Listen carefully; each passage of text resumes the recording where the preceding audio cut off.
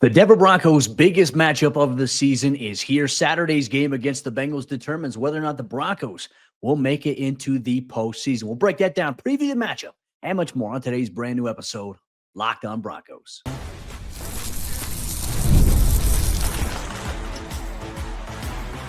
You are Locked On Broncos, your daily Denver Broncos podcast. Part of the Locked On Podcast Network, your team every day. Hey, Broncos Country. Welcome into another episode, Locked On Broncos, your daily Denver Broncos podcast. Part of the Locked On Podcast Network, where you know it is your team every day. I'm Cody Roark, Broncos reporter for Mile High Sports. Joined as always by Sayre Bedinger, site expert over there, predominantlyorange.com. Thanks once again to all the everydayers out there in Broncos Country. Thank you so much for making us your first listen, however you choose to do so here. The biggest game of the season is here for the Broncos on Saturday, a matchup with the Cincinnati Bengals. A win puts the Broncos in to the postseason for the first time since 2015. A lot to break down. And obviously here on today's episode show, we'll wrap things up by going through our bold predictions that we're going to share on the offensive side of the ball, the defensive side of the ball for the Broncos in this game. We'll also highlight some of the key matchups to watch for that will define the outcome of Saturday's AFC showdown between Joe Burrow, Bo Nix, and company. A big game here for the orange and blue. Plus, we're going to kick things off. The Broncos fully healthy going into the Cincinnati Bengals game. The ultimate Christmas gift came true for everyone in Broncos Country. We'll talk about all that here on today's episode show, which is brought to you by our friends over there at the Game Time app. Download the Game Time app, create an account, use code LOCKEDONNFL for $20 off your first purchase. Sayre, guess who's back? Back again. Riley Moss is back. So tell a friend. He's going to be back here for Saturday's big-time matchup here against the Cincinnati Bengals. We got to watch him all week long in practice. No limitations, full go. This is good for the Broncos. It's very good for the Denver Broncos, who are giving up just about 190 passing yards per game when Riley Moss is out there. And then obviously, a little over 250 when he's not in the game. So it's been a big enough sample size at this point that we can effectively say the Broncos pass defense is better, unquestionably so, when Riley Moss is out there. The strategy has obviously been different with and without Riley Moss this season, Cody. So kind of funny going into this season. We're talking, is it going to be Riley Moss on the outside? Could they experiment with Jaquan McMillan out there? Is it going to be the veteran Levi Wallace? Look how important Riley Moss has become to this team. And obviously now his return to the field coming at the exact perfect time. Obviously would have been nice to have had him against the Chargers. Would have been nice that he never missed any time. But you know what? There's no better time than the present for Riley Moss to come back against the Cincinnati Bengals offense, which boasts, their third receiver, Yoshivas, has 6-7 receiving touchdowns already this season. These guys can score and they get it done in a multitude of ways. So having your best on best, it's huge for the Denver Broncos. Yeah, it's going to be so crucial. And look, I'm very curious to see how Riley looks after, missing 3 straight games, 3.5 games if we count the half in which he played against the Raiders and when the injury had happened there for him. And just watching him in practice this week, in individual drills, he's moving well. He didn't look like he was limited in any way, shape, or form. So that's obviously a great sign. For me too, I think it kind of poaches a little bit of a bigger conversation here, though, about this matchup. And obviously, we'll highlight our key matchups to watch for, and obviously, we're going to have our eyes on the secondary for a little bit of a spoiler. We'll dive deeper into that here. But for me, it kind of goes back to what's happened to the Broncos since Riley Moss has been out, and Sayre really outside of the Levi Wallace game. It hasn't been cornerback that's been an issue here for Denver, and that's something I think I really have to emphasize here with Broncos Country. Because Chris Abrams-Draine did a really good job stepping in. So now that Riley Moss comes back in, I don't know how it impacts the rotation when we talk about maybe the dime package and guys getting different looks. We'll see how that kind of formulates here, what plan that the Broncos and Vance Joseph have against, as you mentioned, 3 very good receivers. Obviously, Mike Gesicki, you're going to have to account for him as well, to tight end position. But for me, it's just like I look back at these last handful of games, and to me, I feel like Vance Joseph has been a little conservative in the fact of like, hey, because we don't have Riley, we have to call things differently. And that to me has been a little concerning, just because you can't change everything. Like if one guy comes out, because if your defense and the success or the sustainability of it predicates on having everybody fully healthy, like we know the NFL, the brutal nature of it, you're going to lose guys to injury. Guys are going to get banged up. if one guy goes out, it can't change how you call the defense. And I'm hoping that we see a little bit more aggressiveness here from the Broncos, because I think the blitz looks, when you look at the numbers and pressure looks that Vance Joseph has tried to send after quarterbacks since Riley Moss has been out, it hasn't been at the same rate in which we have seen previously here for the Broncos. So does that change? And how does it match? Like, how do you match up? Like, are you going to play more man-to-man coverage? Are you going to play more zone? Zone coverage has been the bugaboo here for this Broncos team the last 3.5 games, and it hasn't been corner. It's been really communication issues between the safeties and the inside linebackers. Well, and what I think is kind of alarming too is that Vance Joseph, when he met the media this past week, and for those who missed it because you've been celebrating with your families and things like that, Vance was basically like, teams have all this tape on you, warts and all, for the last 12, 13, 14 weeks or whatever. And obviously it's harder to defend later in the season because there's so much on tape. And so I found that to be kind of an alarming revelation from him, Cody. I don't know why he would necessarily say that, even just to, I mean, obviously you make adjustments, and that's what he's saying. He's like, we need to make adjustments and we need to get these guys in position to be, advantageous. Yeah. When there's already all this stuff on tape. And that's his job as a defensive coordinator to do that. And so, yes, there's personnel stuff, but at the same time, you've had a mostly healthy defensive front, which has been dominant all year. You've had, like you said, the play of everybody else in the secondary but Riley Moss, and these guys playing at a high. Chris Abrams-Drain coming in and playing tremendous. So schematically, I think this all falls on Vance Joseph. Like, are you able to make these adjustments? Are you able to coach these guys and say, hey, when you see this, you need to do this, or you need to pass this off this way, or whatever it may be? I don't know. I kind of found his comments to be a little bit alarming in terms of what we've seen the last 3 weeks and the breakdowns defensively. Yeah. And the fact that he's just like, well, yeah, there's a lot of, there's all your warts are on tape out there for NFL teams to see. Well, you got to get the warts removed there in terms of adjusting there. And look, I think it's plain and simple. When you look at it, there's been times where Patrick Surtain has moved around situationally in the last 3 games, like going back to Cleveland. But how many times did we see him actually cover Jerry Jeudy, right? Ideally, that's on Vance Joseph to put like, hey, Pat, you're going to follow number 3 wherever he goes. The Colts game, you're going to follow this specific guy. I mean, the Colts are motioning Downs away or Pittman away to where Pat would have to cover a tight end, and you're not. They weren't switching things. So to me, it was like, all right, now they're just sitting back in zone. And then obviously we saw this past week against the Los Angeles Chargers, like, all right, they're not even moving Pat around to cover some of the better guys there. Like, they're just keeping him in space.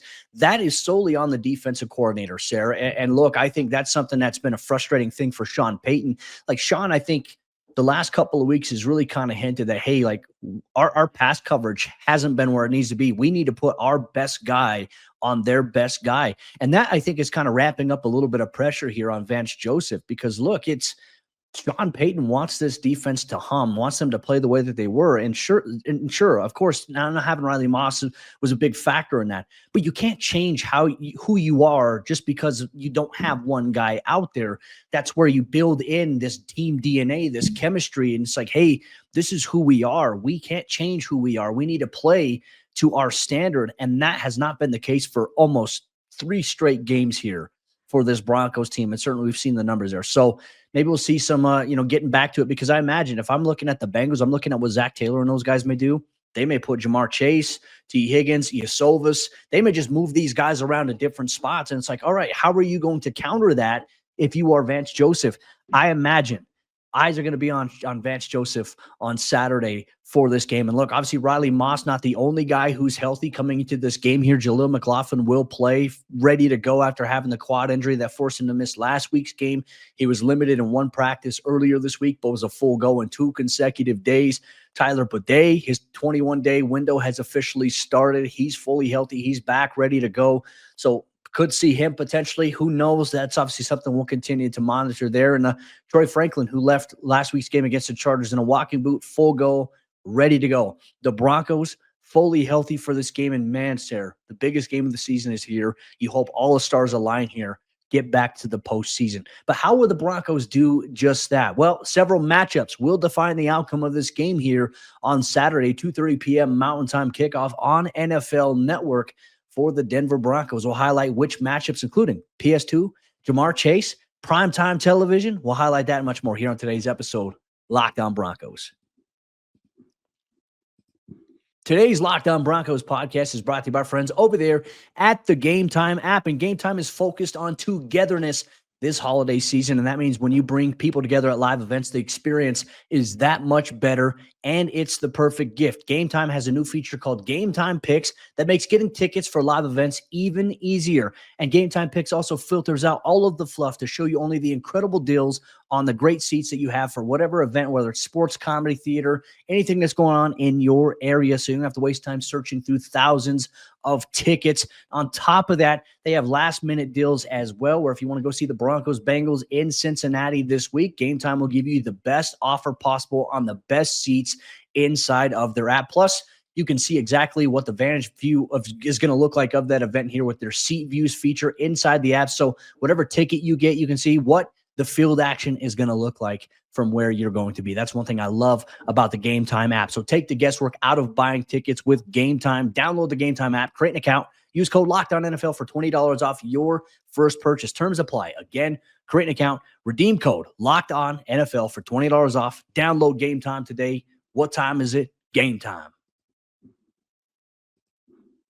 The Cincinnati Bengals have a wide receiver that is, vying for the triple crown this year: yards, touchdowns, receptions. But you know what? The Denver Broncos, they've got a guy who can shut him down. PS2 up against Ja'Marr Chase this coming weekend for the Denver Broncos, as well as, hey, we got to look at some other big-time matchups. How are the Broncos going to deal with Trey Hendrickson, who quietly might also be in that defensive player of the year mix?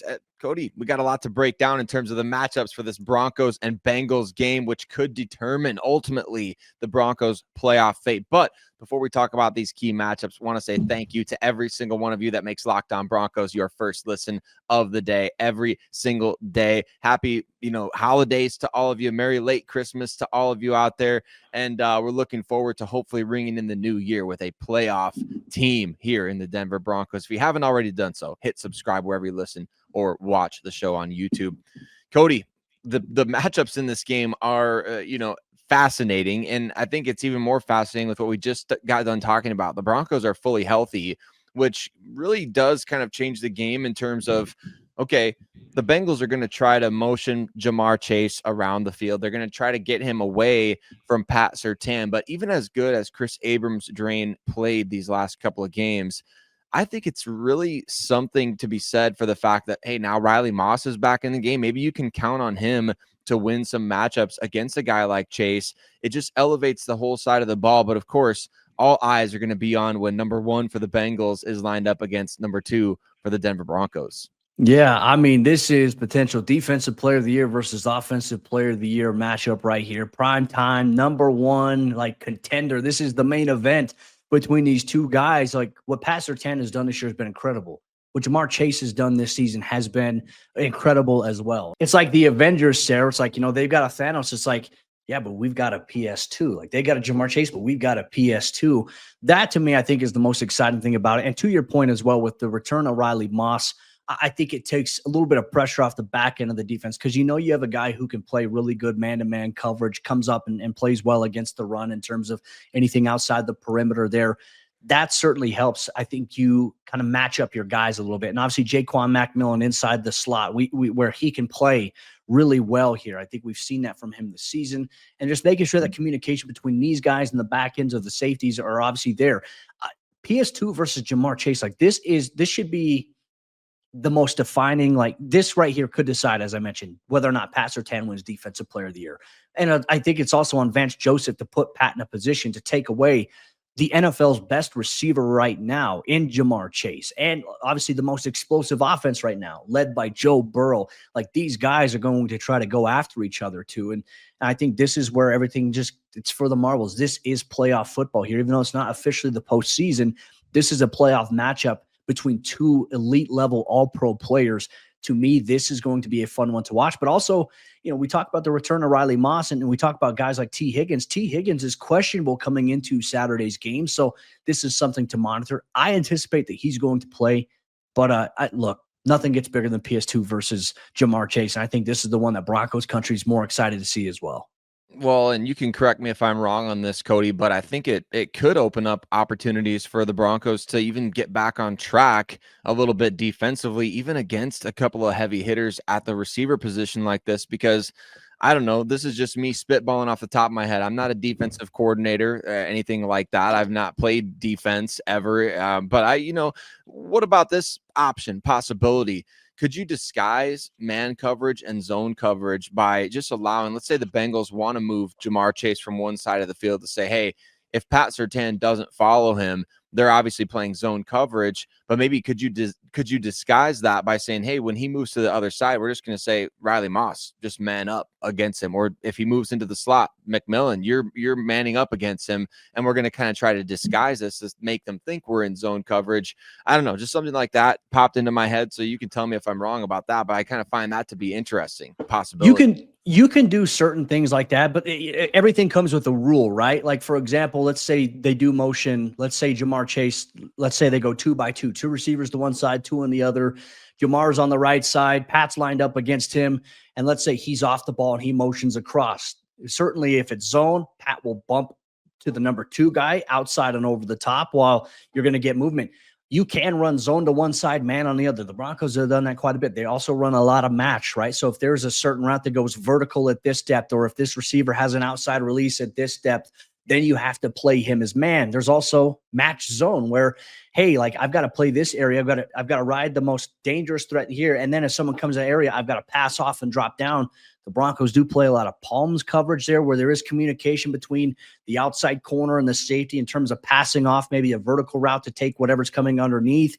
There are ways that you can get creative with that. And I'm very curious to see how the Broncos will plan to do that. I mean, like I said, this is a tough matchup to kind of disguise against because this is, Sayre, the most explosive offense the Broncos have gone against all season long. And this will be more than likely, unless they face the Baltimore Ravens, which, I mean, I think the Ravens, you can contend like the Ravens are probably a similar level of explosiveness as the Bengals. I mean, when you saw the Bengals and the Ravens play twice this year, it was a shootout in the high 30s, 40s for both matchups that those teams had respectively. So firepower-wise, this is going to be a very, very tough matchup here for Denver, and it's going to be the one that I think is going to test them. But it's also going to prove whether or not they belong in the playoffs, I think, as well, because obviously we got to talk about the scenario. Even if Denver doesn't win this game on Saturday, they still have a chance to win against the Chiefs if they win in Week 18. We know the Chiefs are more likely going to rest their starters after clinching the number 1 seed there. That's been widely reported.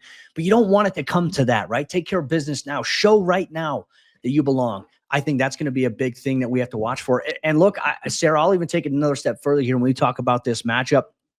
I think you just look at the Broncos' run defense against Chase Brown. Now, obviously, they lost Joe Mixon in the offseason. That was a big loss. But Chase Brown has really kind of come on for them. And he's the type of guy that worries me a little bit because he's averaging, I think, 4.4 yards per carry. But he's the type of guy who's patient, can get to the outside. And then once he gets that corner, man, he's got the speed to break off a 40, 50, 60-yarder, and he can wear your defense down to where it's like, all right, we just got gashed for a really big play. And then now Joe Burrow comes in and starts to dice you up a little bit. That's the formula here for this Bengals team. And I think the run defense has to be big this week against Chase Brown. They have to account for him. Absolutely. And that has been an issue the past handful of weeks. I mean, you could even go back all the way to that Raiders game that the Broncos ended up winning, where early on it's like, is this Amir Abdullah or are we watching like vintage Adrian Peterson out here? I mean, what the heck is going on? So yeah, this Denver run defense has to get it together, and having the extra time, everybody's healthy. Zach Allen did miss a little bit of time in there, but man, these guys, they've got to be on their assignments and gap integrity, all that good stuff. On the other side of the ball, Cody, Trey Hendrickson kind of making a bit of a bid for Defensive Player of the Year. I mean, this is not the most, I don't want to say it's not a glamorous year to win it because, like, we want to see Pat Surtain, Nik Bonitto in the mix. Yeah. But like the betting favorite, TJ Watt, just had a game in which he had 0 pressures on Christmas Day. So that's kind of the state of things. So Trey Hendrickson is probably in the mix a little bit here. He's going to be going up probably against Garrett Bowles for the majority of his reps. And he's one of those guys that I know Sean Payton very familiar with, having drafted him back in New Orleans. It's, that storyline is irrelevant in this situation, but for Bo Nix, who's taken, the lowest amount of sacks for any rookie quarterback this year, that guy could be a handful this game.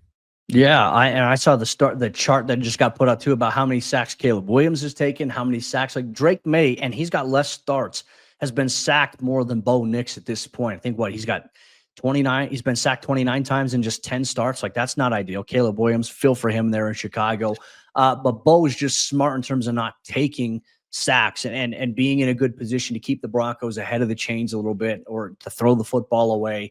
That's been a good sign. But man, like Garrett Bowles just got a massive contract extension. Hey, this is a matchup where it's like, hey, go shut down their best pass rusher because there's going to be no Sam Hubbard, no Sheldon Rankins in this game here for Cincinnati. So now is the perfect opportunity to say, hey, let's try to stonewall their best pass rusher here because he's a powerful defensive end, plays the run really well, and is a power guy that can get after the quarterback.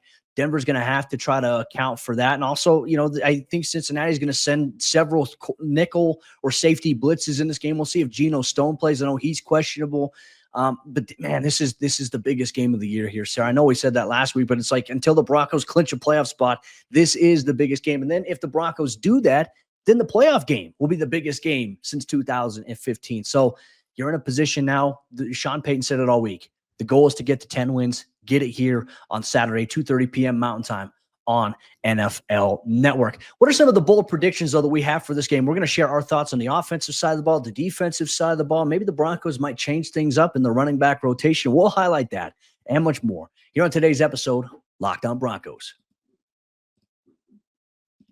Today's Locked On Broncos podcast is brought to you by our friends over there at Hillsdale College. History, economics, the great works of literature, the meaning of the U.S. Constitution.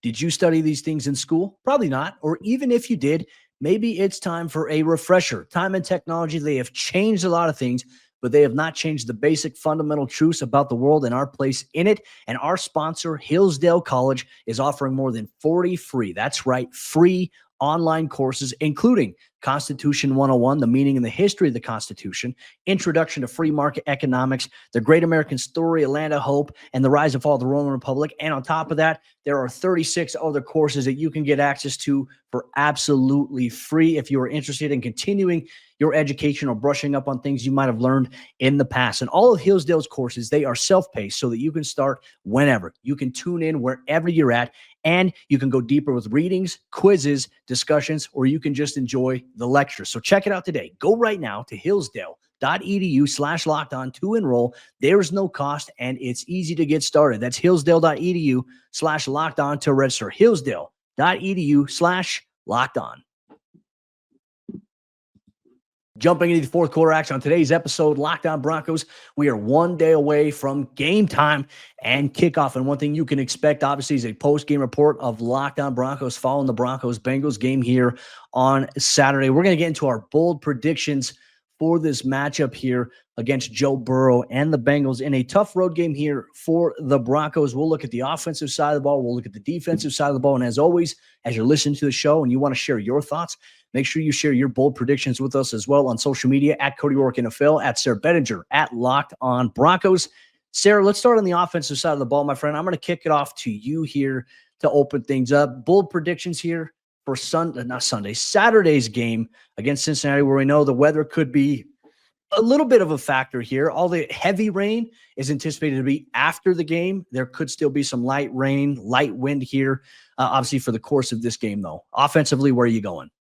Well, I think regardless of the rain, we got to see the Broncos run the rock. And Cody, you know what? There has not been a 100-yard rusher since Jerry Rosburg was the interim head coach back in 2022. Latavius Murray breaking the 100-yard mark. I mean, my goodness, the Denver Broncos, that's a streak that is got to end. And I hate to say that it's a bold prediction that somebody gets 100 yards in this game, but let's go bold since Jaleel McLaughlin is back healthy, Javonte's healthy. I'm going to say Audric Estime. Despite all these guys being healthy in the backfield, Blake Watson being signed to the 53, it's going to be Audric Estime who runs for over 100 yards against the Cincinnati Bengals on Sunday, breaking a streak for the Denver Broncos that at this point is 2 calendar years long, and haven't had a 100-yard rusher in 2 years. Let's say it happens on Saturday, Again, the Broncos have played about every day of the week this season, but on Saturday, Audric Estime going for over 100 yards against the Bengals.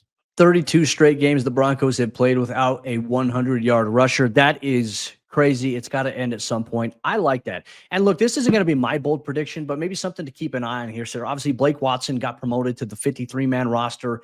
And right now it's Audric Estime, Jaleel McLaughlin, Blake Watson, Javonte Williams. Could this be a changing the guard here where we see Javonte Williams as an inactive on game day? I'm not sure. I thought he played really well against the Los Angeles Chargers. Once again, I thought he had some explosive runs. He was good out of the backfield, especially on a 3rd and 11 where he fought to get extra yards to pick up the first down here. But how is this going to work? Or does that mean Jaleel's role is going to be reduced a little bit? Or is Blake Watson just going to be a game day inactive? Because I know Sean Payton liked what he saw, but at this point, you need to find a way to get a spark. Is Sean Payton going to be bold and maybe make a change here before the biggest game of the year? I'm not sure, but something will follow. Obviously, 90 minutes before kickoff, the inactives will come out. You have this many active running backs on your active roster. How is that going to work out? Who's in, who's out? Something to keep an eye on there. My bold prediction here, though, Sayre, is going to be with Courtland Sutton here. Offensively, I'm going to go through and say that Courtland Sutton is going to haul in 2 receiving touchdowns here this week against the Cincinnati Bengals. He's going to go over 1,000 yards on the season in this game in totality. I think he's 928 or 9 or something along those lines. So he, needs a pretty solid game here. I think he's going to get 2 touchdowns in this game that are going to be crucial here for the Broncos, especially against that defense that, look, Cincinnati, they've been playing a lot better than they have been a majority of the season. But this is a game where I think Courtland Sutton understands, hey, we got to get to our 10th game. Sean Payton has identified Courtland as a guy saying, hey, we got to do whatever we can to get it. I think Courtland's going to go out there and put 2 touchdowns on his back against this Bengals defense offensively. And can the Broncos find a way to win this game? That's going to be huge. But 2 touchdowns here for Courtland Sutton. I'm putting it in the universe. I like that a lot. Courtland Sutton, no receiver in the NFL has more yards on 3rd downs this year than does Courtland Sutton. Kind of an interesting stat there, Broncos country, as we look towards potentially Sutton also eclipsing 1,000 this season. He probably just needs one big game here to do just that.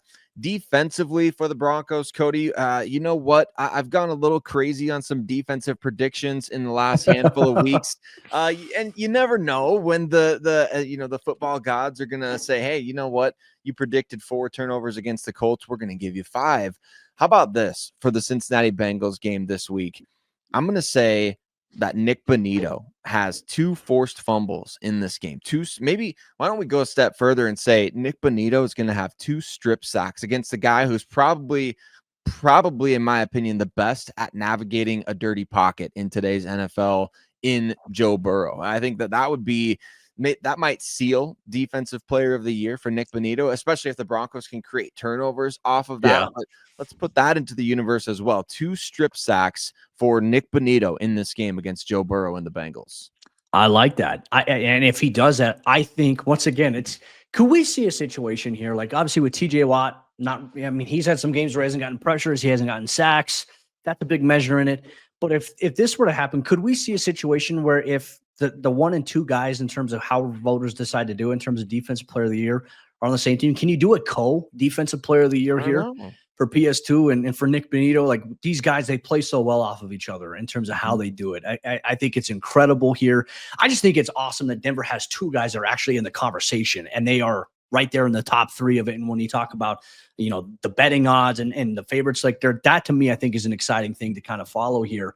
So I like that. I think that's a bold prediction. Look, Broncos country these are always designed to be fun, right? Bold predictions mean bold. Like, it could happen, but it's going to be hard to make it happen. This is where we go with this.